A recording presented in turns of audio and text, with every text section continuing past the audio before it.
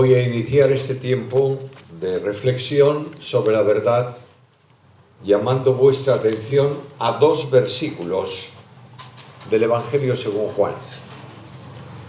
Evangelio según Juan, capítulo 18, el evangelista Juan está describiendo ahí ya el juicio de Cristo ante Pilato, y en medio de la conversación entre el representante del Imperio Romano, el gobernador de aquella parte que podía sentenciarlo a muerte, lo hizo después, el Señor Jesús, dialogando con él, habla de una situación especial y habla de la verdad.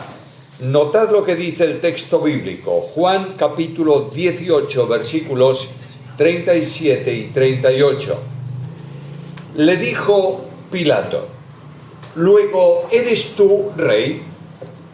Respondió Jesús: «Tú dices que yo soy rey. Yo para esto he nacido y para esto he venido al mundo, para dar testimonio de la verdad. Todo aquel que es de la verdad oye mi voz». Le dijo Pilato: «¿Qué es la verdad?». Notaréis que Pilato en aquella ocasión está poniendo delante lo mismo que ocurre en el mundo de hoy. La pregunta más actual de la sociedad de hoy, profesionales, profesores de universidad y gente de la calle, perdonadme esta utilización sin menospreciar a nadie, se hacen esta pregunta: ¿qué es la verdad? Quiero deciros que los conceptos filosóficos de nuestra sociedad están impregnando los valores naturales de la sociedad de hoy. Esto afecta a la verdad.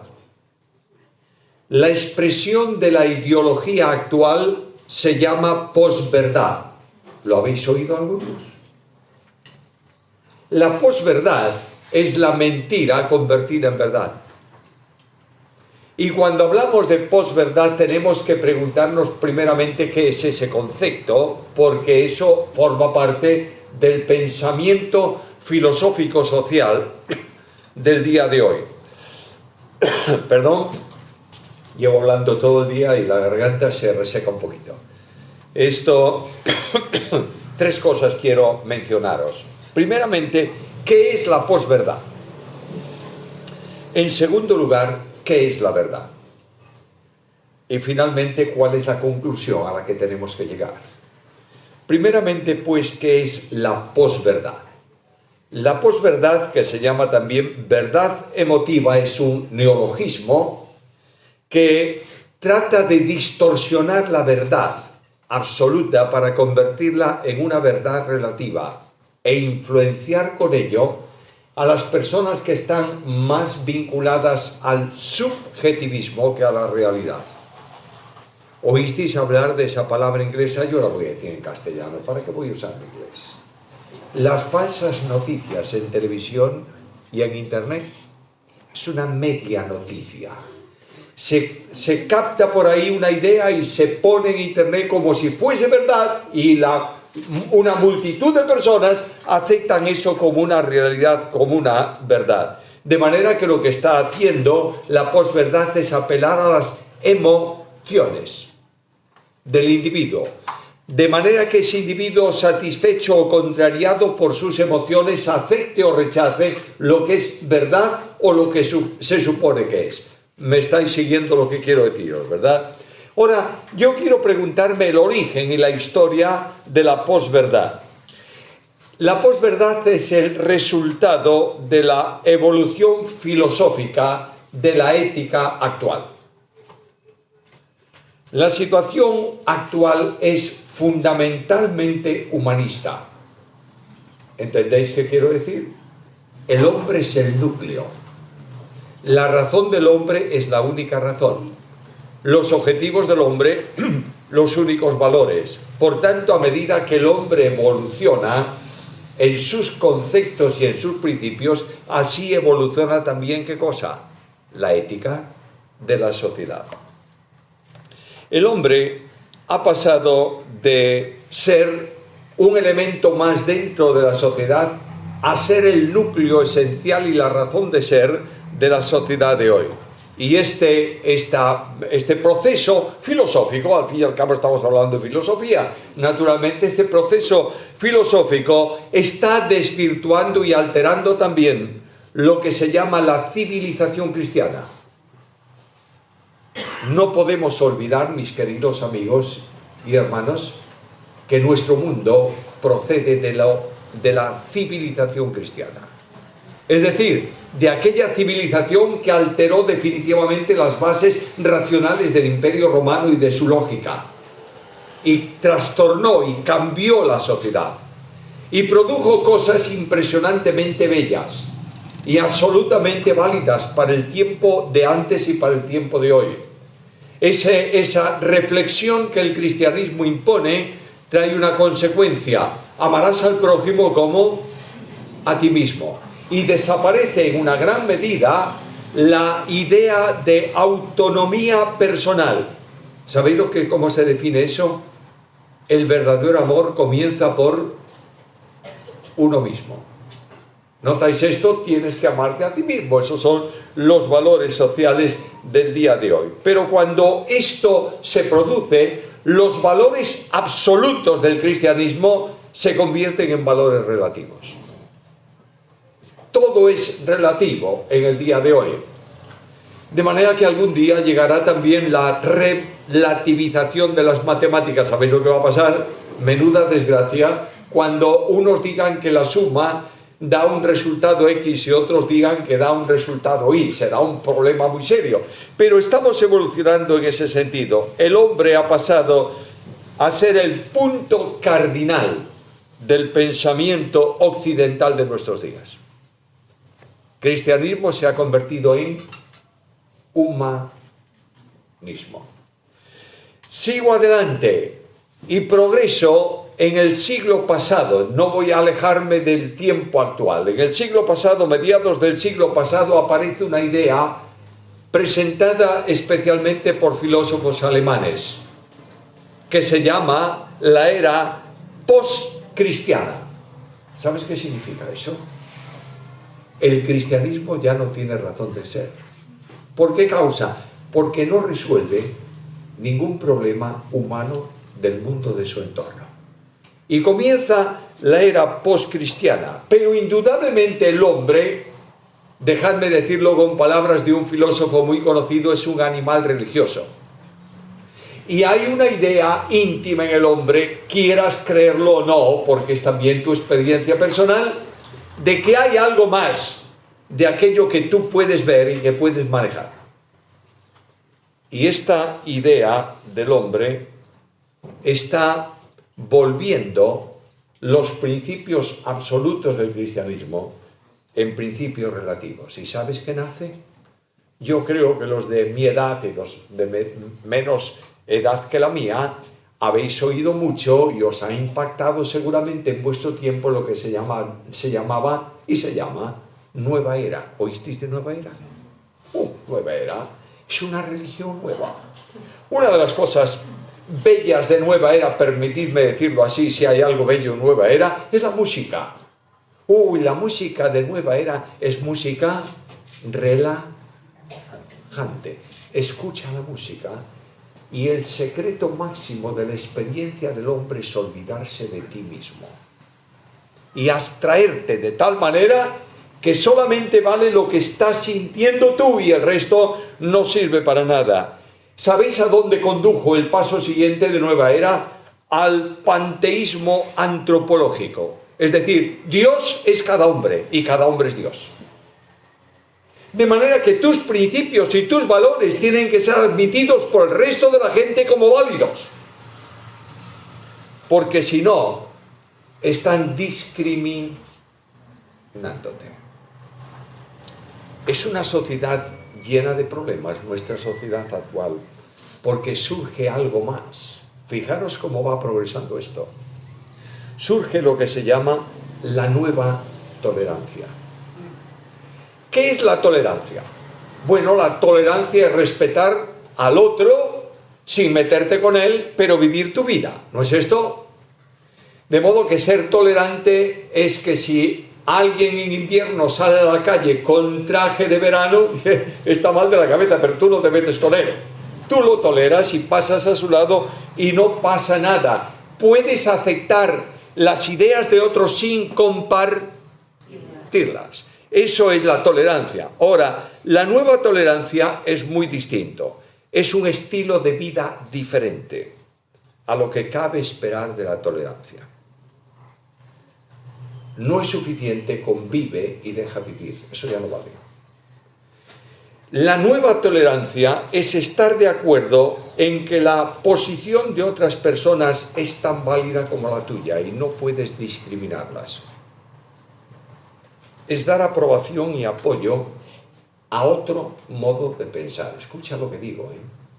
No solo aprobación, sino apoyo a otro mundo o a otra forma de pensar. Lo contrario no es intolerancia.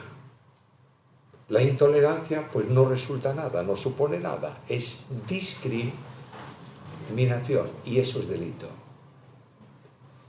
De modo que ya la idea de la posverdad y de la filosofía actual ha entrado en el campo jurídico. Y el campo jurídico está defendiendo ideas que tú no compartirías de ninguna manera y no las consideras válidas, pero las leyes las están aprobando y tú tienes que aceptarlas. ¿Entiendes esto? La gravedad del relativismo es tremenda. Las Naciones Unidas hablan en su precepto esencial de la razón de ser de las Naciones Unidas, hablan de la tolerancia y la definen como el rechazo del dogmatismo y del absolutismo. ¿Es bueno eso? Es bueno. Ser dogmático es muy malo, ¿sabes por qué? Porque todo cuando no esté en tu dogma no vale. Eso no es bueno. Pero ser también absoluto significa que lo único que vale es lo tuyo y el resto no vale. Eso tampoco es correcto. Aparentemente es bueno. Pero eso es el resultado de la relativización de los valores. No existen verdades absolutas. No existen valores absolutos. Por tanto, si no hay medida absoluta, no hay medida. ¿Me estáis siguiendo? Voy a comprar un metro de tejido. Y digo, el metro para ese tejido es ese tamaño. ¿Es una medida absoluta? No. ¿Es válida la medida que consigo con eso? No. Aquí tenemos los valores absolutos han desaparecido. ¿Y sabéis lo que ha desaparecido al no tener un valor absoluto? Ha muerto la verdad. Porque no tengo medida para saber lo que es verdad y lo que no es verdad. Y ha muerto la verdad y como consecuencia ha muerto la moral. Y no estoy hablando, queridos amigos, de moral cristiana. Estoy hablando de moral social. No tenemos valores absolutos, no tenemos medida. La moral ha muerto, la verdad ha muerto también. Ahora voy a avanzar un punto más. Esto no es bastante, porque el principio filosófico actual es de evolucionar a una velocidad de vértigo. Lo que es filosóficamente válido ayer ya no es válido hoy. Y los cambios de nuestra sociedad se producen a una velocidad tal que tú nunca sabes dónde estás. De manera que lo que ayer se podía aceptar, hoy ya no se puede aceptar, etcétera, etcétera. Y viene un problema. La filosofía actual dice que lo que yo soy es inseparable de lo que hago. ¿Es verdad eso? No, señor. De manera que yo puedo ser un hombre correcto y un día voy por la calle y tropecé en una baldosa de la acera de la calle y me enfadé y le di una patada a una papelera y rompí la papelera. Yo no soy un rompepapeleras. Simplemente me enfadé y manifesté algo, pero yo no soy así. ¿Entendéis a dónde llegamos con la relativización de las cosas? La identidad hoy está envuelta en la cultura y en la conducta. Por tanto, la identidad cambia a medida que cambia la cultura y a medida que cambia la conducta. Cualquier manifestación de desacuerdo con el pensamiento de otro, vuelvo a repetir esta palabra, no es intolerancia, es discriminación. ¿Has oído esa palabra últimamente? ¿Estás notando que cuando se habla de igualitarismo, se habla de ideología de género, estamos hablando de la dictadura de minorías sobre mayorías? ¿Lo entiendes o no? El político francés Edgar Pizan, en una conferencia que dio en la ONU hace unos cuantos años, dijo esto: la intolerancia no es simplemente falta de solidaridad con otras personas, es el rechazo de los demás por lo que son, por lo que hacen, por lo que piensan y con el tiempo simplemente porque existen. Ha sentado una base gravísima. Una base que a medida que avanza el tiempo tenemos que aceptar a los demás por lo que ellos dicen que son. Y si no, estás incurriendo en un delito contra ellos. Ahora, no hay posibilidad de aceptar o rechazar a una persona desvinculándola de sus prácticas. Hay una posición falsa. Lo que yo hago es lo que yo represento, no es verdad. Pero este es el relativismo de la sociedad de hoy que está enterrando la mentira. De ahí, permitidme decirlo de nuevo, la ideología de género. Es un invento filosófico para que tú te sientas lo que no eres. ¿Me estás entendiendo bien? Yo me llamo Samuel Pérez, pero me siento Juana López. Y nadie puede decir que no, porque es discriminar mi pensamiento. Y aquí venimos a una sociedad que, en último extremo, nunca sabes lo que es ni lo que vale. El relativismo de la moral es tremenda y permitidme, para aquellos que no estáis tal vez vinculados al lenguaje llamado evangélico o protestante, no estoy hablando de moral cristiana, sino estoy hablando de moral social. Por tanto, el relativismo de la moral es tremendo porque los valores humanos son relativos y no son absolutos. Y el tiempo determina con el cambio lo que es válido y lo que no es válido. Vuelvo a repetir, ¿sabes cuál es la consecuencia de esto?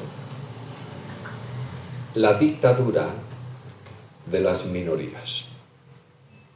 No todos los que están en la calle son del color arcoíris, pero los que son hacen mucho ruido, ¿no es esto? Y naturalmente ese ruido lo acepta la sociedad como una verdad relativa, una posverdad, y la asume como tal, y las leyes producen la defensa de una ética basada en relativismo, en pensamiento filosófico y no en conducta ética. No te olvides, por favor, que el hombre en la tierra tiene una conducta natural. Y cualquier cosa que altere la conducta natural está atentando la verdad del hombre. El hombre es el hombre porque es así. Y naturalmente, si yo cambio esto, vengo a una situación sumamente grave. ¿Habéis oído hablar de las propuestas sociales para eliminar la homofobia? Pero no son homófobos la mayoría de las personas, simplemente se les acusa de, porque no piensan y apoyan lo que algunos están apoyando. ¿Conocéis, oísteis hablar de Fernando Savater? El gran escritor, muy vinculado con América. Fernando Savater tiene un libro muy interesante que se titula El mito nacionalista. Lee un párrafo de ese libro. Tolerancia es la doctrina de moda en la que todas las opiniones son iguales. Cada uno tiene su punto y todas deben ser respetadas y alabadas. Lo que quiere decir que ya no hay manera racional para decir lo que es bueno y lo que es malo. Hemos llegado al extremo. Como todas las propuestas son válidas y deben ser apoyadas, ¿qué es lo bueno y qué es lo malo? No lo sabes. Se ha relativizado y esto lleva a situaciones gravísimas. Una de ellas, prohibir la lectura de la Biblia en las escuelas. España es un país que no tiene religión oficial. La Constitución española no tiene religión en su Constitución. El gobierno apoya por igual las 4 religiones históricas en España: católicos, protestantes, judíos y árabes. A medida que pasa el tiempo, se procura, los gobiernos están intentando que la libertad religiosa que permite enseñar Biblia en los colegios cuando los niños, los padres de los niños lo solicitan, sea cambiada por una asignatura que se llama adaptación social. Ahí cabe lo que te dé la real gana. Depende de quién sea el profesor que está enseñando eso. Pero no se puede enseñar Biblia porque la Biblia es Claro, por la gracia de Dios, en España cuando hay 10 niños evangélicos en un colegio, solicitan la asistencia de un profesor de religión evangélica que el Estado tiene que pagar. ¿Y qué enseña? Biblia. Indudablemente hay un manual que presenta al consejo escolar para que le aprueben lo que va a enseñar, pero esencialmente se está recuperando en todas esas lecciones no tanto la moral y la ética cristiana, sino la moral y la ética natural.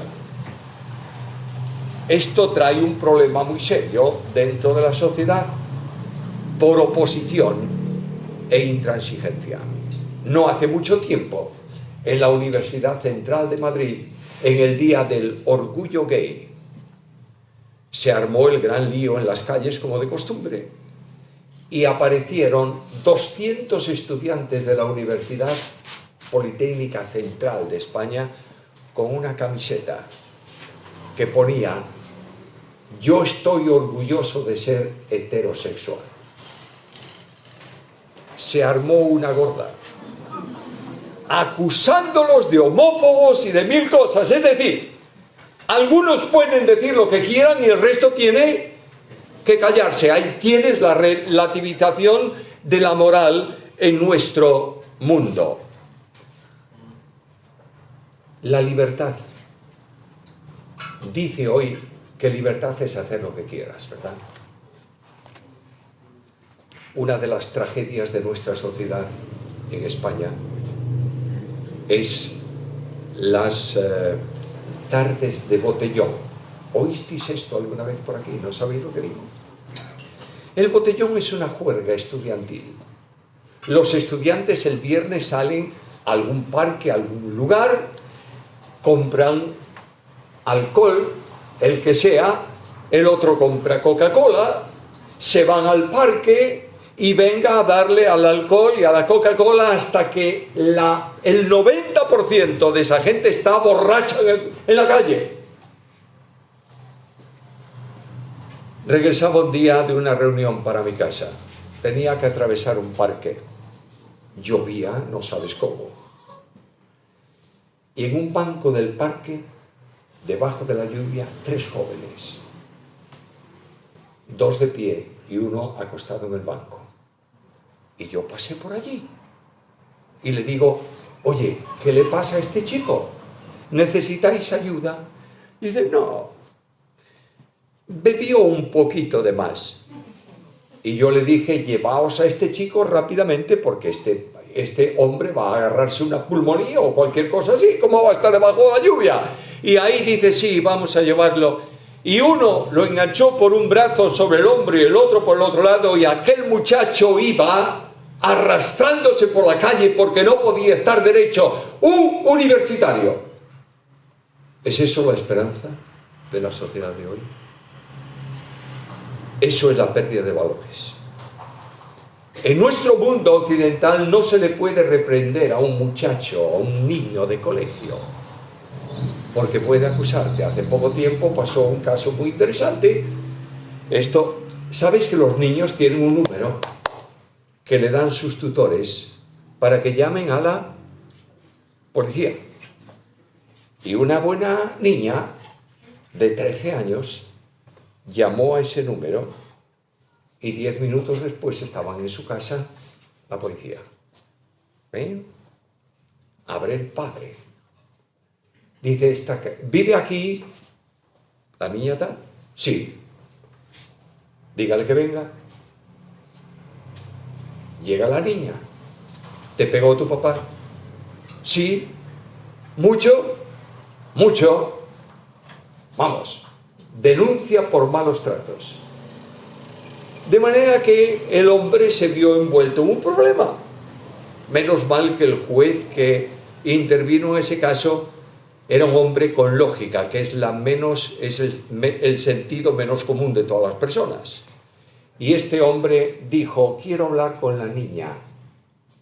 Y llamaron a la niña. Y el juez le preguntó, ¿tu papá te pegó? Sí, mucho. Bueno, en España decimos colleja, no sé si suena aquí. Un sopapo, bueno, pues un sopapo. Y dijo, sí, me dio unos sopapos. Y el juez le preguntó, ¿y por qué? Bueno, porque no me quería dejar su celular, su móvil, y yo me enfadé con él y se lo arranqué y lo tiré al suelo y se lo rompí. Y el juez le dijo, y te dio solo 3 sopapos.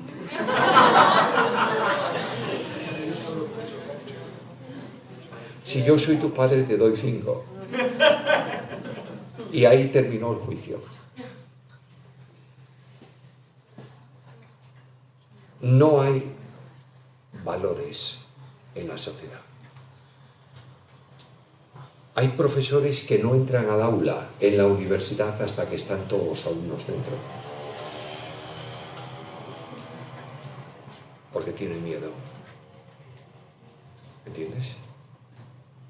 Y si un profesor se atreve a decir algo en cuanto a ética natural, probablemente le cueste el puesto. Esta es la sociedad de la posverdad. Esta es la sociedad de la mentira.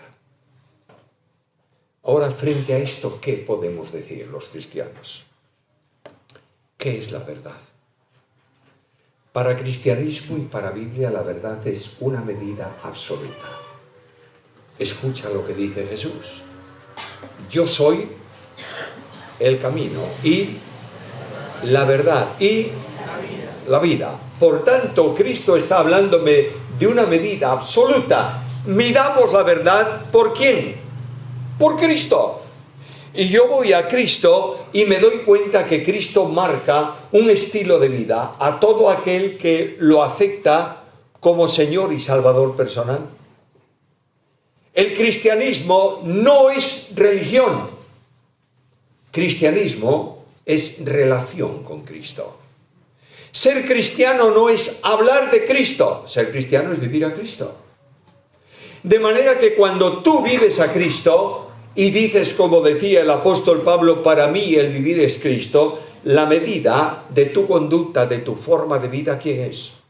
Se puede apreciar visiblemente en la vida de los cristianos. De manera que el apóstol Pedro habla de una mujer en su tiempo, en donde en su casa su marido le dice, aquí ni una palabra de Cristo. ¿Y qué hace ella? Ni una palabra de Cristo. Pero dice Pedro que fue llevado ese marido a Cristo por la conducta de su mujer. ¿Tienes la medida absoluta? La medida no es algo relativo, bueno, será no bueno, hoy es bueno, mañana no es bueno, no. La Biblia habla de valores absolutos porque la Biblia habla de Jesucristo. Y la verdad de la Escritura es ¿qué es la Biblia? La Biblia no es un libro literario simplemente, aunque lo es. La Biblia no es un conjunto de libros que se escriben a lo largo de 1400 años, más o menos, por 37, 38, 40 autores. ¿Eso es la Biblia? Pues sí, es la Biblia, pero no es la esencia de la Biblia. La Biblia es la palabra de Dios. Y Dios es absoluto, señores. Y la palabra de Dios es también absoluta. Y la palabra de Dios informa la moral de la persona. Y la palabra de Dios dice con qué limpiará, es decir, cómo tendrá un camino sano, honesto, un joven, con guardar tu palabra. Y yo voy a la Biblia y le pregunto, Biblia, dime una cosa, en la sociedad de hoy, ¿cuál es el valor social? Y dice, amarás a tu prójimo como a ti mismo. ¿Puedes elevar tú ese valor? Y yo pregunto al mundo obrero, ¿cuál es la reivindicación en el derecho laboral? Y la Biblia me dice, tendrás que trabajar en tu empresa, no para el empresario, sino para Cristo. ¿Y cambian los valores o no cambian los valores? Y la Biblia me dice que cuando tú estás en tu empresa y trabajando, estás robando tiempo a la empresa, ¿sabe lo que dice la Biblia? Eres un ladrón. De la misma forma habla al empresario. Y le dice, trata con benevolencia a tus obreros, porque tú tienes un jefe que está en el cielo. Y hay un cambio de inversión absoluto frente a las leyes relativas de la sociedad de hoy. Y la Biblia habla de familia. Y la Biblia le dice al marido, marido, amarás a tu esposa así como Cristo amó a la iglesia y se entregó a sí mismo por ella. ¿Tienes alguna ley en la legislación actual del matrimonio superior a esa? Si el marido tratase a su mujer como Cristo trata a la iglesia, ¿crees que habría muchos divorcios? Y también la Biblia habla a la mujer y le dice, respetarás a tu marido y le amarás, no criticarás de él. ¿Crees que si se cumpliese esa medida absoluta habría muchos divorcios? Uno de los problemas que tenemos en España, ¿sabéis cuál es? Bueno, hay muchos, pero uno de ellos en relación con el matrimonio es muy simple. 75% de los matrimonios no llegan a 5 años. Y entonces hubo que establecer una legislación que ayudase a los jueces a resolver el problema. Y se llama divorcio exprés. ¿Lo oíste alguna vez? Pues tú te levantas por la mañana enfadado con tu mujer, rompes 3 platos y tu mujer te tira 4 vasos a la cabeza y dice, bueno, se terminó, vamos, al juzgado. Y llegan al juzgado. Y no comparecen ante el juez, simplemente ante el secretario. Y el secretario le pregunta, ¿quiere usted separarse de su esposa? Sí. Firme. ¿Y usted, esposa, quiere separarse de su marido? Sí. Firme. Ahora vamos a repartir los bienes. Ese es el problema. Vamos a repartir los bienes. El coche para mí, el apartamento para ti, la suegra para ti, y el perrito no, el perrito para mí. No, el perrito es mío, no, el perrito es mío. Y eso sí, ahí ya tenemos un pleito judicial para saber cómo se reparte el perrito entre los dos. Pero si no hay perrito que repartir, firmas y estás divorciado. Aún no llega esto. Hay todavía más. El divorcio telefónico.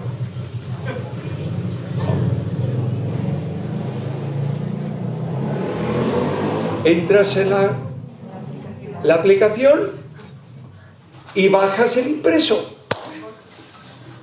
Cubres el impreso, lo devuelves por internet. Resuelto. ¿Sabéis quién paga esto? Los niños. Y ahí tienes a niños que van un fin de semana con la mamá y otro fin de semana con el papá, y ellos se preguntan ¿por qué? Y el gobierno tiene que pagar psicólogos para que resuelvan problemas a esos niños. Pero hay algo más grave. Nuestra sociedad de libertad, un niño puede tener 2 papás o 2 mamás. Y en el colegio se le conoce como el niño de los 2 papás. Y ese niño está sufriendo lo indecible por la miserable disposición de unos padres egoístas y contrarios a la verdad. Dios está llamando al pueblo suyo y a la sociedad en general a través de la Biblia a recuperar la verdad. Pero ¿sabéis quién no quiere la verdad? Un ser al que la Biblia dice que es homicida y mentiroso. ¿Sabéis quién es? Satanás. Y Satanás va a procurar por todos los medios posibles que la verdad absoluta desaparezca de la referencia del hombre.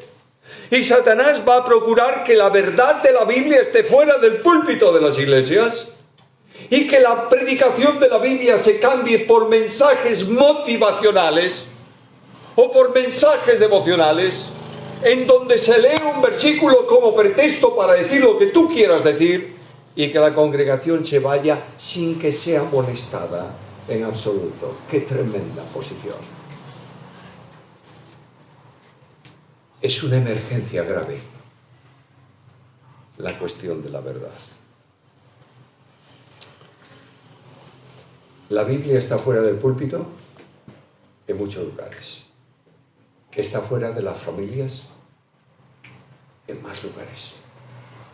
Está fuera del individuo mayoritariamente. Estamos en una sociedad en donde no tenemos tiempo, ¿verdad? Bueno, vamos a leer la Biblia por la mañana. ¡Oh, qué colegio! No sé qué, no sé cuánto. Y es que pierdo el autobús y no sé qué y tal, y tengo que llegar puntualmente. Bueno, no leamos la Biblia a la mañana, vamos a leerla por la tarde. Llegan a las 5, la gente a casa, están cansados, y el papá se sienta en el sofá y pone la televisión para ver su serie favorita o el partido de fútbol, y luego hay que cenar, y después de cenar, ¿qué hay que hacer? Irse a dormir. ¿Y la Biblia dónde está? A los niños le damos los celulares para entretenerlos. Estamos envenenando la sociedad. No hay límites. Hay niños, prácticamente después del jardín, no sé cómo se llama esa primera enseñanza básica, elemental, que van con su móvil en el bolsillo. ¿Qué hacemos con esos niños que además de chatear con sus amigos están viendo pornografía? ¿Qué hacemos? Estamos locos. Porque hemos negado la verdad. Y Dios advierte en su palabra de todo esto.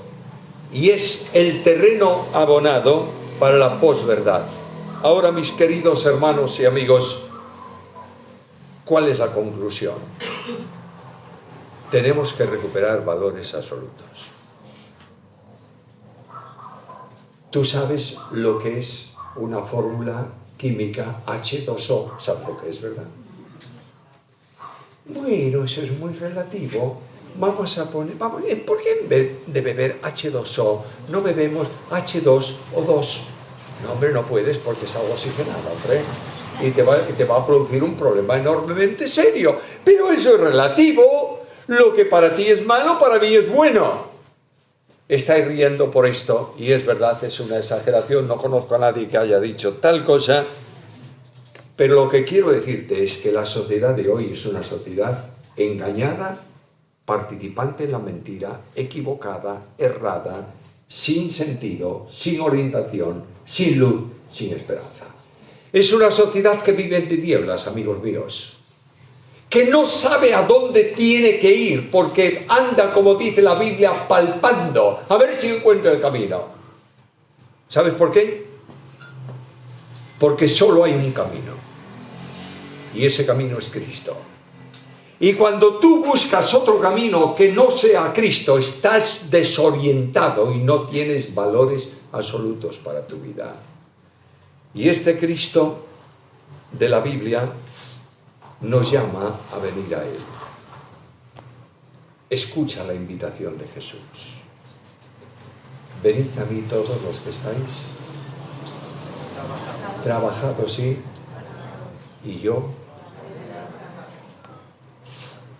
gente trabajada y cargada, miles de personas en el mundo de hoy.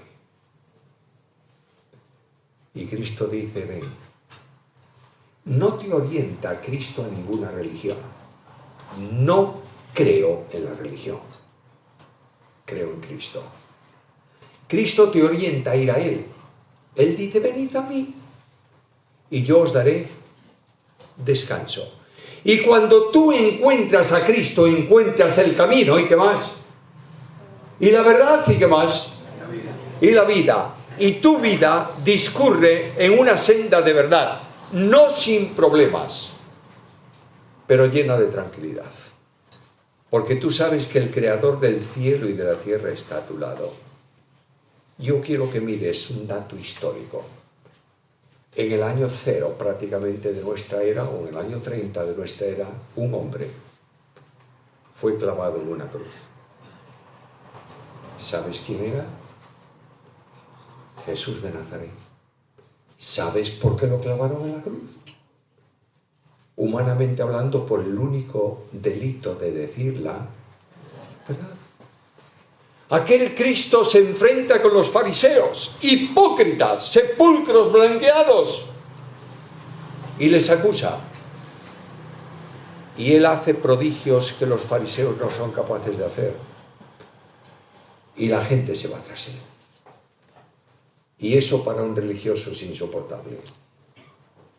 Y Pilato, el gobernador romano, dice, me lo han traído por envidia. Pero como la verdad de ellos era válida para Pilato, Pilato lo sentenció a muerte. Y la verdad se apagó.